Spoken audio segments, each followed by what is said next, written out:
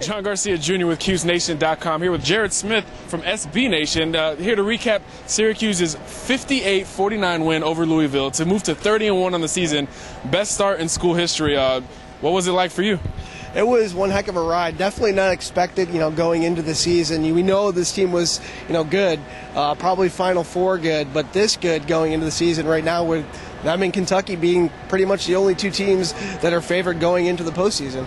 Yeah, and Chris Joseph, Scoop Jardine go through their senior day. Huge pregame ovations, huge postgame ovations. Right. Just it kind of went as smoothly as it possibly could go. Chris Joseph had the better game, but Brandon Trish really emerged for Syracuse, which is something that SU fans, us in the media, have been waiting for. Right, it's one of those that going into the game, or at least going into the postseason, into the Big East tournament, it's a question mark. Was Boeheim going to, look for the big picture? And it kind of looked like he was early on. He played Carter Williams, he played Bay Akita, he played Sutherland, and he got Trish going. And when those guys were clicking, he kept them on the floor in the first half. They had a solid first half, and then when he got down to crunch time, when they needed to, kind of pull away, he let the seniors have it.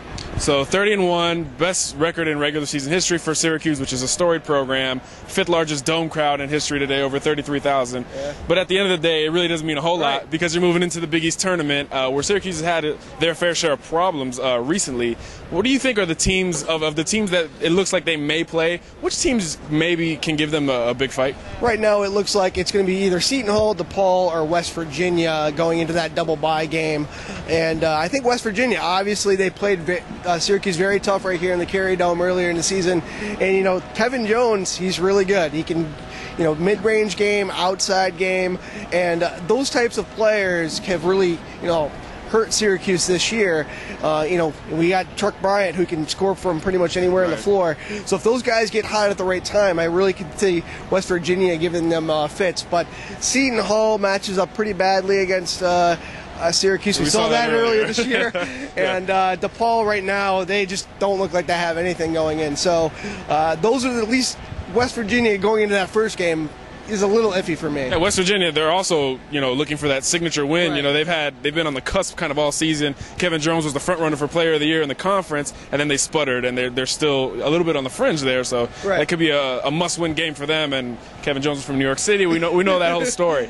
Now, looking at the rest of the Big East, obviously Marquette is a top team. Georgetown, although they lost today to Marquette, is up there as well. Even USF defensively coming in at the top of the conference.